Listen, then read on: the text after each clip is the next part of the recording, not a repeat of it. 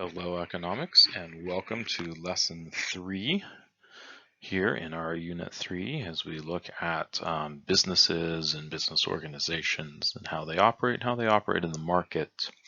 Again, this is Lesson 3, and our topic today is how businesses grow. So we're going to be talking about how businesses grow. And of course, all businesses start small. What do Amazon, Apple, Disney, Google, Harley-Davidson, Hewlett-Packard, Lotus Cars, Maglite, Mattel, and Yankee Candle Company all have in common? They all started out in a garage.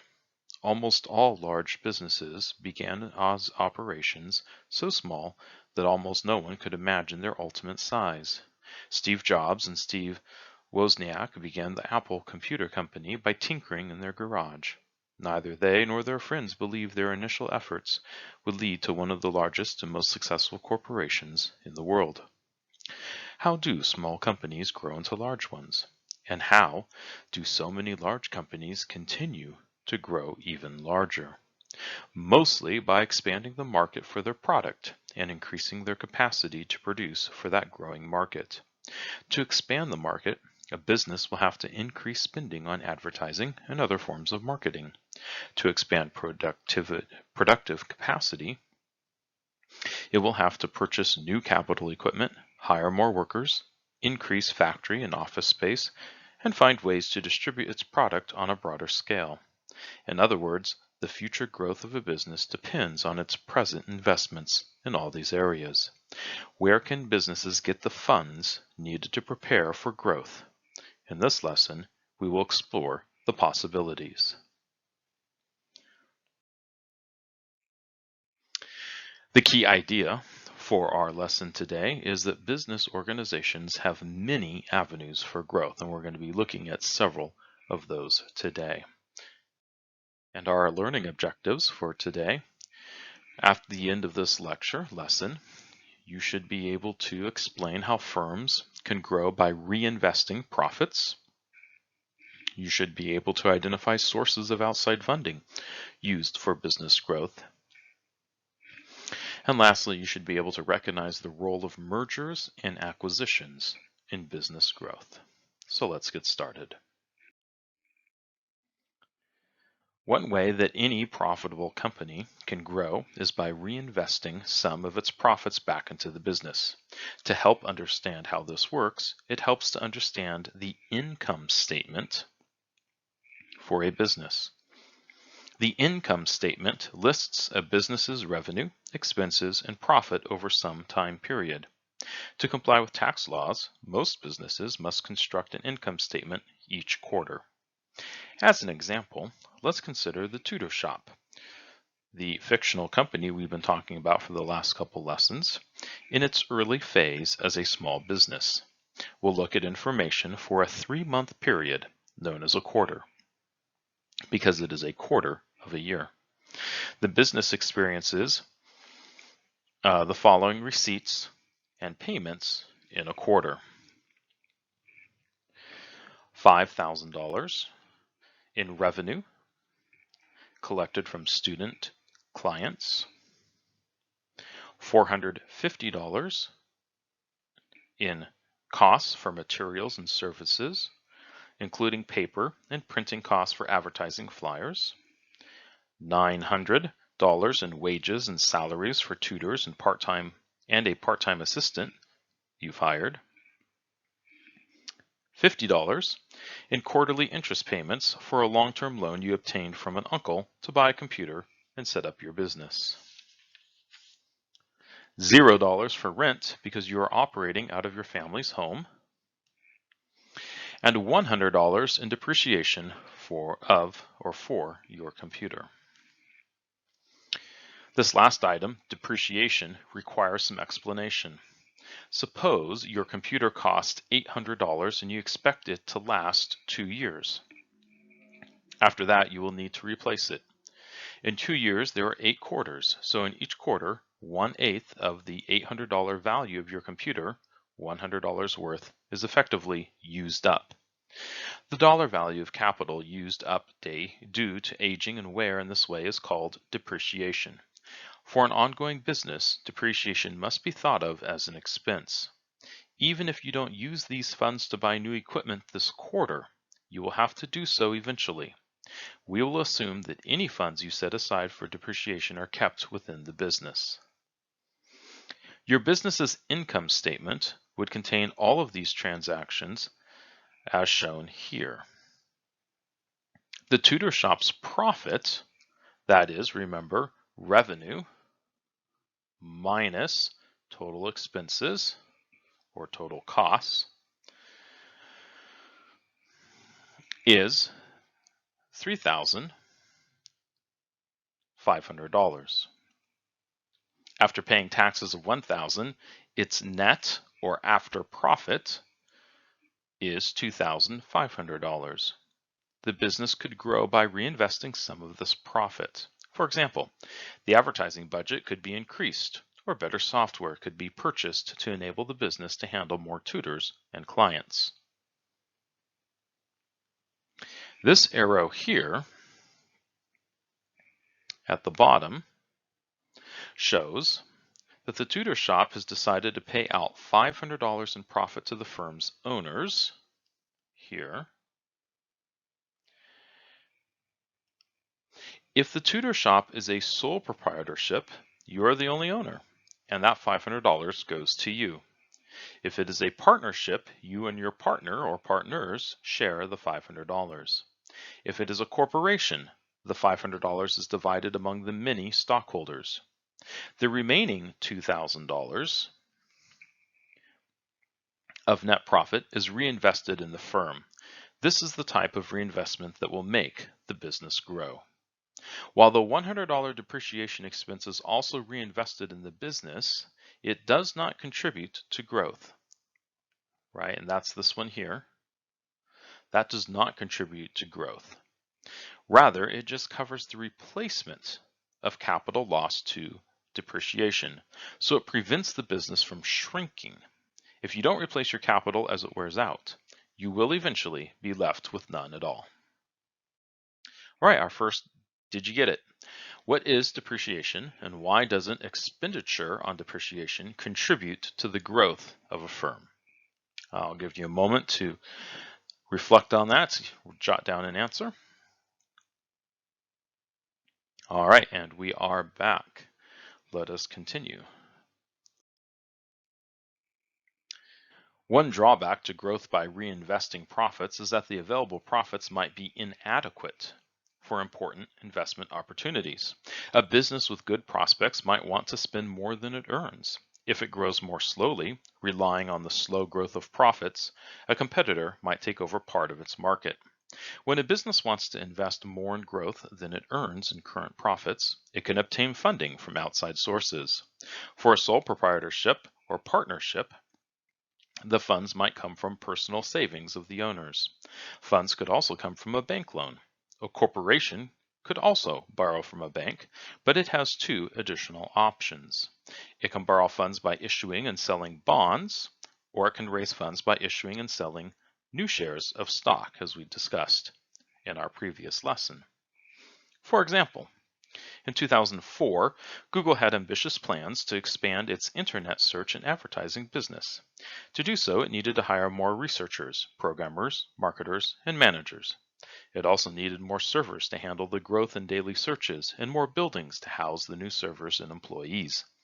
Over the next few years, Google wanted to invest much more money than it could earn in profit. But as a privately held corporation, it was not allowed to issue shares of stock to outsiders. So, in 2004, Google became a public corporation. In August of that year, it issued millions of shares of new stock and sold them for $85 each. This gave it an instant $1.7 billion in new funding. Outsiders were happy to buy the stock because they wanted to own a share of Google's future profits. A third way that a business can grow is through mergers and acquisitions. A merger occurs when two firms legally join together to form a single, larger firm. In some cases, the merger involves two firms of comparable size that agree to combine their business operations. The world's largest company, ExxonMobil, was created in 1999 through the merger of two firms, Exxon Chemical Company and Mobil Chemical Company. In other cases, a merger is the result of an acquisition, the purchase by one firm of a controlling interest in another firm. To gain a controlling interest, the acquiring firm must generally purchase at least 51% of the shares of stock in the target firm. And the reason for at least 51 we talked about in the previous lesson. That gives them a controlling share, right? If each share gives you a vote, then 51% would give you a controlling majority. Some acquisitions are friendly, meaning the owners and managers of the target firm are content about being acquired. Others are hostile, meaning some stockholders or managers of the target company resist being acquired. An example of a friendly acquisition was the Walt Disney Company's 2006 purchase of Pixar Animation Studios for $7 billion. An example of a hostile takeover was the move by Kraft Foods to acquire the candy maker Cadbury in 2010. Imagine that one day you discover a student at another high school has started a business just like yours called the Tutor Connection. You are immediately suspicious of your competitor. On the other hand, you are curious and want to meet the owner. You make contact and agree to meet for lunch on neutral territory at a diner located between your two schools. At the lunch, you are pleasantly surprised to find that the two of you could help each other.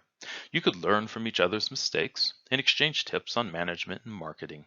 And then it occurs to you, you might both make more profit if you combined your two companies into one.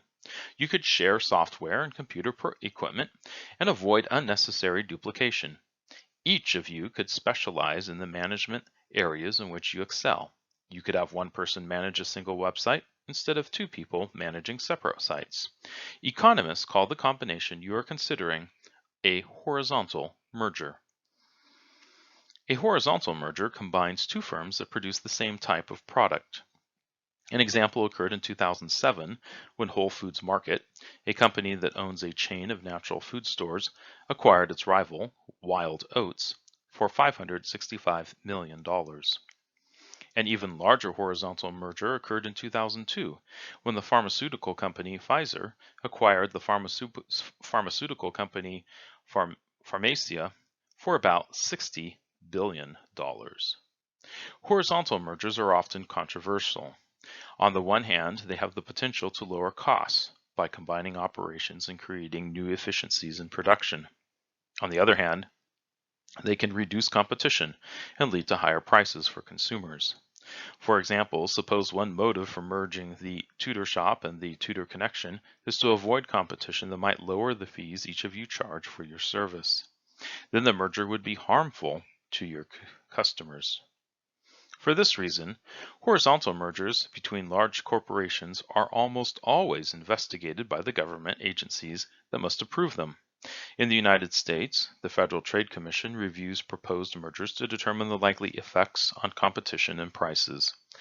If competition is threatened, the merger might be blocked. For example, the Federal Trade Commission first tried to prevent Whole Foods from acquiring Wild Oats. In the end, the merger was approved, but only under conditions designed to maintain competition in the market for natural foods. A vertical merger combines firms that operate at different stages in the production of a good. For example, if a firm that makes greeting cards merged with a firm that makes paper, this would be a vertical merger. Vertical mergers can increase a firm's control over the production and distribution of its product, leading to greater efficiencies and lower costs. Vertical mergers are generally less controversial than horizontal mergers, unless they are perceived as reducing competition in one of the stages of production. In the early days of automobile manufacturing, Henry Ford pushed the idea of vertical control to the extreme. His company owned firms at almost every stage of car production. and distribution. From the iron ore mines that supplied steel producers to the dealerships where cars were sold. In recent times, such extremes of control are rare, but vertical mergers are still common. In 2009, Boeing purchased a manufacturer of parts for its new jet, the 787 Dreamliner. And at the end of that year, the cable company Comcast, a distributor of entertainment programs, announced that it would try to acquire NBC, a creator of entertainment programming. All right, so did you get it? What is the difference between a vertical merger and a horizontal merger? Take a moment to come up with an answer for that. All right, so let's continue. A conglomerate is a single business enterprise formed by combining firms from unrelated industries. As shown in the two tables below, but in particular, as shown in the Walt Disney one, both of them show conglomerates, but if we look at the Walt Disney one to start with, we see an example of a conglomerate. Broadly speaking, Disney is in the business of entertainment. The company's vast holdings, however, are divided into the four distinct business segments: studio entertainment, parks and resorts, consumer products, and media networks. In 2010, Disney took in more than $38 billion in revenues. Another large conglomerate is General Electric, whose wide variety of products include electricity, medical equipment, light bulbs, jet engines, financial services, and, through its ownership of the NBC network, entertainment programming. By operating in several different industries, firms can overcome periods of weak consumer demand in some industries with the help of strong demand in others. Acquisitions of unrelated businesses by conglomerates are usually not controversial because they do not generally threaten competition in any market in which the conglomerate operates. So we also see from Procter & Gamble, right, that they make a wide variety of products: Duracell batteries, Crest toothpaste, Tide laundry detergent, Gillette razors, Folgers coffee. These are all owned, or these are all brands that are owned by Procter & Gamble. And if we go back to Disney real quick, we can remember, or we might know, right, that Disney and Disney Media Networks, right, part of that network, they own ABC and ESPN. So there's that part, and then they have their parks and their resorts and their cruises. So although it is in general providing entertainment, it is a broad spectrum of types of entertainment that Disney is providing, and therefore we would consider that a conglomerate. Many corporations grow larger by expanding internationally and becoming multinational corporations. A multinational corporation is a company that operates in more than one country. The corporate headquarters will be in one country, but it will operate branches for production or distribution in other countries. An example is Procter & Gamble, a conglomerate with its headquarters in the United States. You probably use some of P&G's or Procter & Gamble's products every day under brand names such as Crest, Tide, Folgers, Gillette, and Duracell. But did you know that more than half of Procter & Gamble's employees are located in foreign countries? So again, Procter & Gamble and Walt Disney are both multinational corporations because Walt Disney, of course, has parks, resorts in countries outside the United States. It's entertainment, right? If we think about some of its new movies that come out, right, they are released around the world and they are consumed around the world. So many large conglomerates are also multinational corporations. You can be both a conglomerate and a multinational corporation. Multinational corporations locate production facilities in foreign countries for several reasons. Sometimes the motive is lower production costs. Inexpensive labor, for example, is an incentive to locate plants in countries with an abundance of labor and correspondingly low wages. Other motives include easier access to natural resources and the ability to produce goods closer to a foreign market where the goods are sold. Going global and becoming a multinational corporation offers new opportunities for growth for even the largest firms. Our table here shows the 10 largest corporations in the world ranked by total revenue in 2011.